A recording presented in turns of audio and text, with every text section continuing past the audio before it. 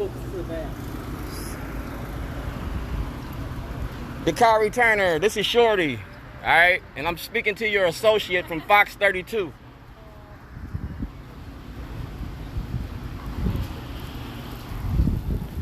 This is Fox32 in Chicago, right? So that'll have... All right, we're up here in Lake County, Illinois. And that's WGN.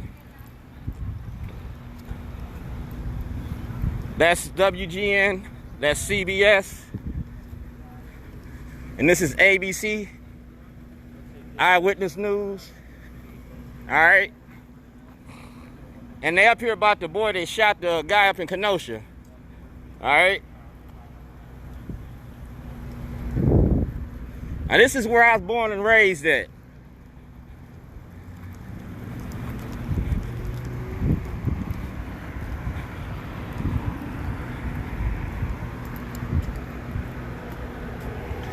And this is CBS. Like I said, this is the news. Right here. How you doing? Good, buddy. How you doing? All right. CBS Chicago? All right. If you get in touch with CBS Baltimore, I'm from Baltimore. Are you? I'm a protester from Baltimore. I know CBS real well in Baltimore? yeah, in Chicago, in Baltimore, but I'm from here. How long you been here? CBS? No, yeah, in Illinois. 38 years. All right, back in 2008, they charged me with terrorism here in Waukegan. They said I threatened to blow up the Waukegan New Sun.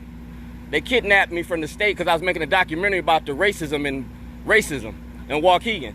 And you know it's real racist out here. This boy from Antioch, he went, the one that Ruth, he went all the way to Kenosha. And we know how racist they is in Antioch, Crystal Lake. We know about all that racism, you know what I'm saying? I was born and raised here. I left here and went to Baltimore. And this racism here, dog, he should get charged just like anybody else got charged. You see the murder and the death and the killings in the black community, they say that they giving them life sentences. He deserves the same thing. If you go across state lines, if I go across state lines with a gun, what happened to me? That's that white privilege that you seeing now, you know what I'm saying? That white privilege versus Black Lives Matter. It ain't that Black Lives Matter, it's the black money you make off of black bodies that matter. Because they feel your prison industry and they feel, you know what I'm saying? That's what matters. This war on drugs ain't nothing but a war on the black community, because you wouldn't be killing and murdering in Chicago if you legalized them drugs and made drug houses and drug dens like they over in Dutchland or whatever. Legalize it, because just keeping it illegal is just keeping this fighting and going on. If I don't have a job, if I don't have an income or a source of revenue, all I'm gonna do is murder and kill and keep them drugs flowing. White people use drugs just like black people, but they get treatment. We get the penitentiary. You feel me? Thank you. Stay safe, my man. All right. I'm getting ready to announce myself here in Baltimore. No, not Baltimore. Right here in Waukegan, Illinois. Because I was kidnapped by the state right here. They stole property and all that good shit. And that's them good old boys across the street. Mike! Check! Can you hear me now? I got their attention. That's the sheriff.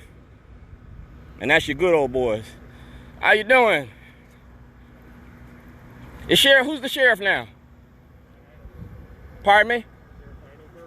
Sheriff Heidelberg? Is Coran running for senator now? Oh, all right. How long have you been on the department?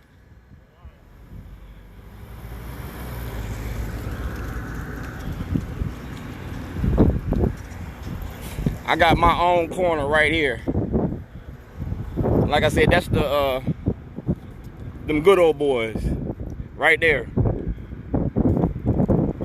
raising that flag in the name of God.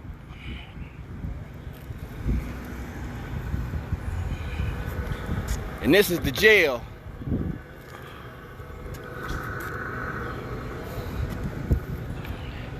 Like I said, they killing and murdering here in Baltimore, but they ain't doing nothing about it. I mean, it's in Waukegan, North Chicago, and Zion. I was born and raised here. I came here on vacation. I went back on probation. Y'all charged me with terrorism, but y'all trying to get this white boy a pass. Y'all got white privilege, and that white privilege need to stop. Straight up shit.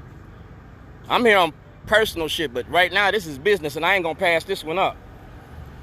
I was kidnapped by the state of Illinois on December the 24th, 2007. I came home to file a class action lawsuit about your prison industry.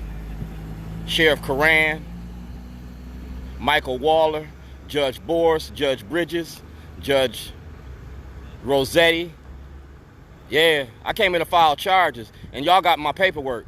The state's attorney and the public defender worked together to incarcerate me. The state's attorney had all this information. The state's attorney had this information. They went inside the Waukegan Police Department on February the 20th, 2008, and took evidence out the evidence locker. And ain't nobody holding these people accountable. They knowingly lied to the court and presented false evidence to the grand jury. And my public defender and the state's attorney conspired to do this. Now, if you contact Sheila Roof got all this. Sheila Roof is my delegate. Governor Hogan got this. Governor O'Malley had this. Because when I got out of jail, I went back to Maryland. And I had a petition signed by my customers for y'all to represent me. I am Dred Scott. And if you look at the court transcripts here, on February, get the transcripts here, in February 2008, I read Dred Scott into the court records. And I got a jailhouse diary to go with it. You understand? I got a jailhouse diary to go with it. So, when y'all see this news tonight, this part of the news they ain't gonna show you. This is what white supremacy look like here. This is white supremacy and white privilege. Because that white boy should have been in jail. Y'all let that white boy cross state lines with a gun.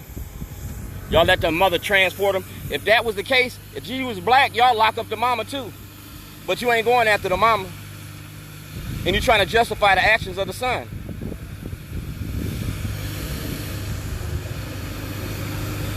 This is racism in its finest, in its purest, in my hometown. In my hometown. So Dakarai Turner, tell him about me. Tell him about me. Because I came from Baltimore down here. Go ahead. No problem. And this is just right up my alley. Like in Baltimore, I shut y'all down.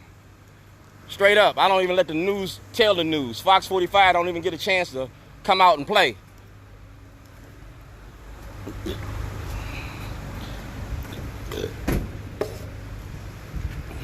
But this is what you call a circus today. How long have you been working for Fox? Pretty short time. Short time? Yeah, I started in 82. Oh, 82? So like 38 years. 38 years. You ever, all right, then you've been here for 38 years. You might know me. All right, in 2007, 2007, December 2007, they charged me with terrorism here. Here in Waukegan, right here in this courthouse. I was right in that jail cell on 36B. I was right in that jail cell. They held me for right up there. They held me for 186 days illegally. I came here on vacation. I went back on probation. Oh, what did they claim happened? They said I threatened to blow up the Waukegan New Sun. How did they get that? Because I was making a documentary about race and racism. Back in 1986, I turned in guns and drugs to the police at the police station. I also turned in my clients list. My client list were police officers, elected officials, public officials. So in 2007, I came back to file a class action lawsuit about the war on drugs. All right.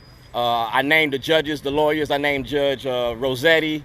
I named the judges, and Judge Foreman and Judge Boris. They were state's attorneys then. Now they're judges. So I waited till they got their careers off and how much money they made behind the war on drugs to expose their role in this. You know what I'm saying?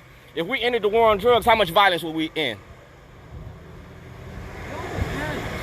I know what you're saying that in my community, the war on drugs is the root of the violence. Exactly. You see it? So if you ended the war on drugs in Chicago, you wouldn't be calling it Chirac.